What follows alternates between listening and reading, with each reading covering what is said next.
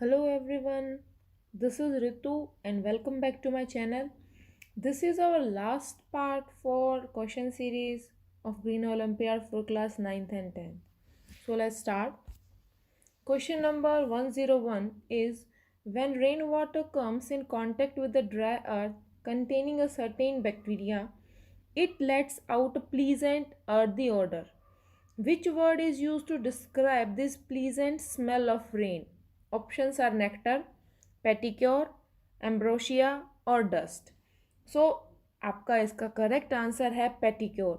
सो जो पेट्रिक्योर है वो क्या होता है? पेट्रिक्योर आपकी जो प्लीजेंट स्मेल आती है आपकी सॉइल के अंदर से जब बारिश होती है उसको कहते हैं पेट्रिक्योर. इसके अलावा नेक्टर क्या होता है? नेक्टर होता है आपका शुगर रिच लिक्विड जो कि प्लांट के ग्लैंड्स प्रोड्यूस करते हैं, नेक्टरीज नाम के जो ग्लैंड्स होते हैं. एम्ब्रोशिया क्या होता है? एम्ब्रोशिया एक ग्रीक एंशियंट ग्रीक मिथोलॉजी के अकॉर्डिंग एक फूड या एक ड्रिंक है होती थी ग्रीक गॉड्स के लिए जिसको वो इमॉर्टिलिटी के लिए पीते थे. और डस्ट क्या होते हैं? These are the fine particles of solid matter.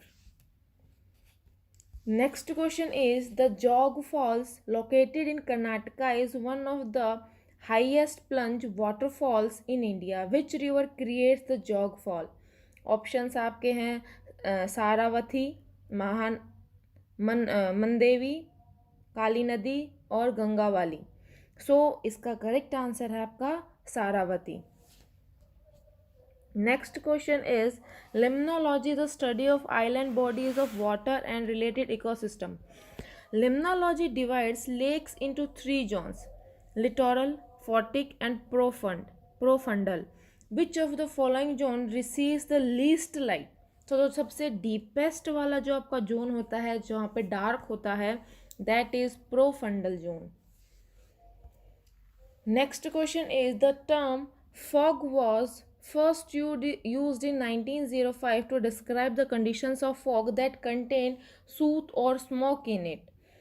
Smog is basically a combination of various gases with water vapor and dust.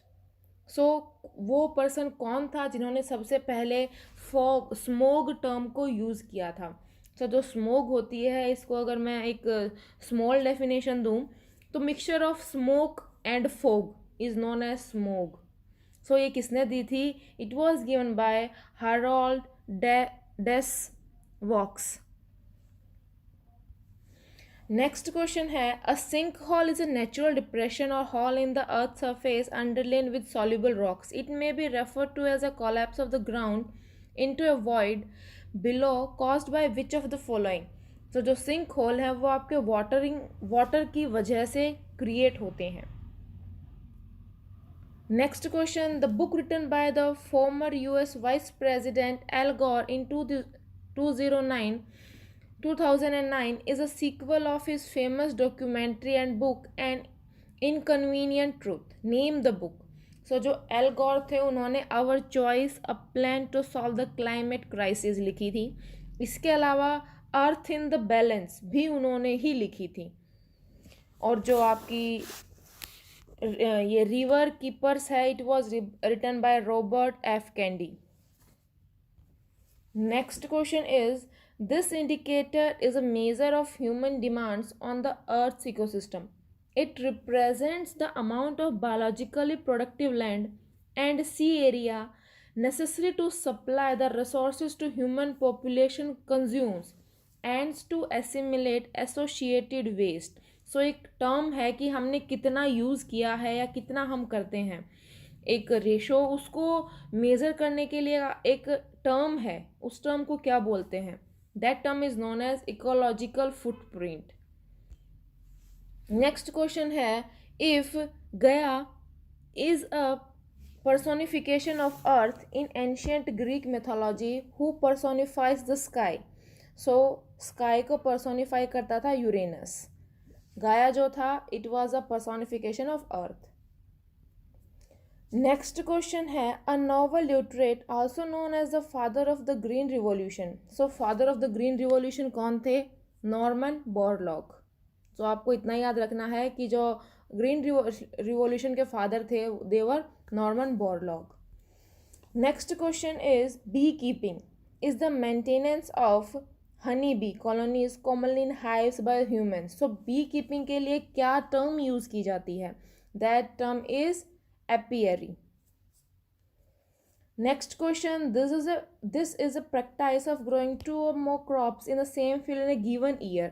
Though it often requires more labor, it has several advantages over monoculture.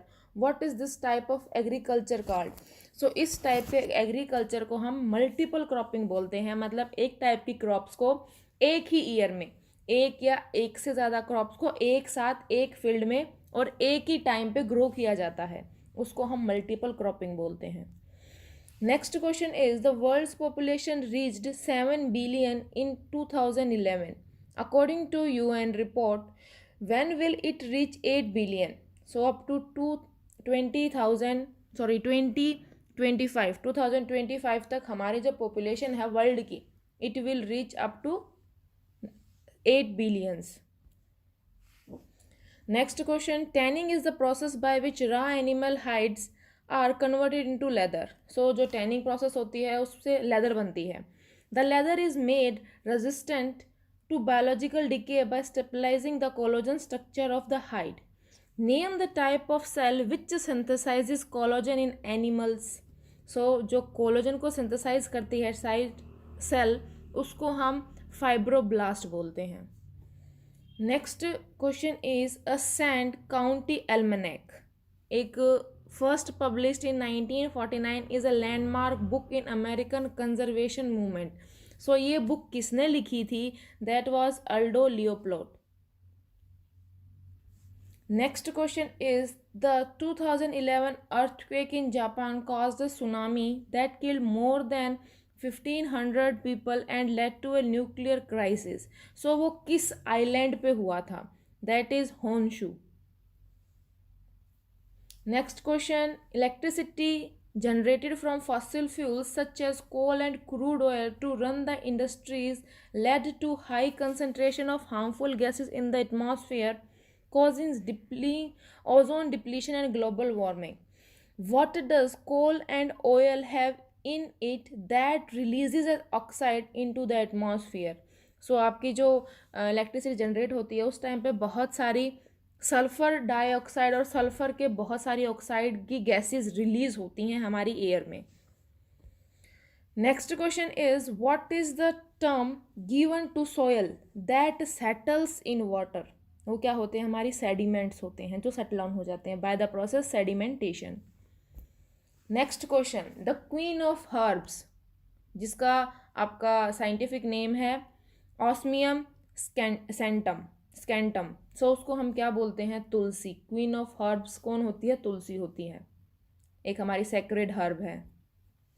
Next question is the Montreal Protocol on Substances that Deplete the Ozone Layer was in an international treaty designed to protect the ozone layer by phasing out the production of numerous substances believed to be responsible for ozone depletion. So, one organic compound that was widely used as refrigerants, propellants, जो आपके aerosol applications में भी use होते हैं, and solvents to be phased out was. So अगर आपके refrigerants या फिर एसी की बात हो रही है तो वहाँ पे आपके CFCs यूज़ किए जाते थे, chlorofluorocarbons. Next question is a worldwide program of ambient air quality monitoring known as National Air Quality Monitoring Program is being conducted across the country. Under the NAMP, 4 air pollutants are monitored. वो कौन से pollutants हैं? SO2, NO2, SPM and RSPM. SPM क्या होता है आपका? Suspended particulate matter. और RSPM क्या है? Respirable suspended particulate matter. Next question है SPM की फुल फॉर्म क्या है? मैंने अभी बताई है आपको, suspended particulate matter. The thermal power generation plants through the process of coal combustion produces a byproduct which is known as fly ash. Next question, in order to reduce air pollution from industrial operations, some pollution control devices has been developed. Name the apparatus that either traps the particulate air pollutants or uses liquid spray to wash out the solid and liquid particulate matter or may chemically neutralize or absorb the pollutant gases. So उन apparatus को क्या बोला जाता है? Scrubber.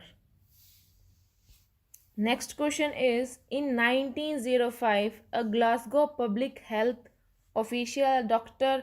Harold या फिर H.A. Das Vaux coined a term to describe a condition that impaired visibility due to the presence of air pollution. The term was, वो क्या टर्म थी? स्मोक. ये क्वेश्चन हमारा ये जो है इसे पहले कर चुके हैं, लेकिन उसकी स्टेटमेंट थोड़ी डिफरेंट थी.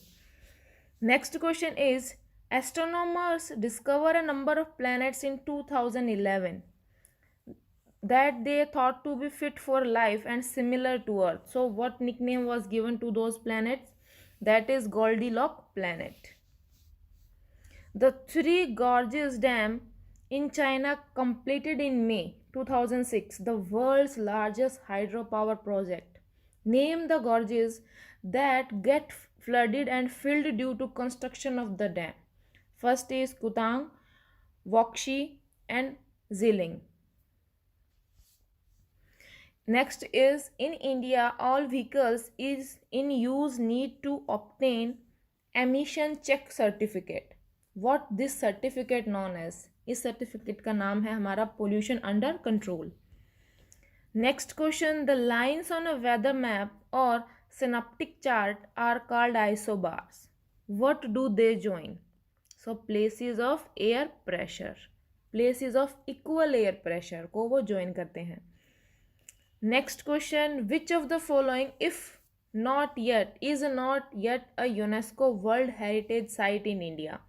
So हमारी कंट्री ने एक प्लेस नेम है, उसका नाम है river island of Majuli mid stream of Brahmaputra river Assam. इसको भी यूनेस्को लिस्ट में डालने के लिए भेजा गया था, but it was not under the World Heritage Site till अभी तक नहीं है. Next question is, what kind of weather does a high pressure system bring? So dry, stable conditions with little cloud. Next question, which area in the Nanda Devi Biosphere Reserve in Indian harbors a population of many celebrated flowers like Burma Kamal, the blue poppy and the cobra lily. So उस जगह का नाम क्या है? The Valley of Flowers. Next and last question आपका green olympiad का 9th और 10th series के लिए. The main character in the animated film Finding Nemo is a member of which species of fish? तो सभी ने वो मूवी देखी होगी. So वो कौन सी स्पीसीज की फिश है? That is of clown fish. So ये आपके कुछ क्वेश्चंस थे. So stay connected, stay tuned and thank you for watching.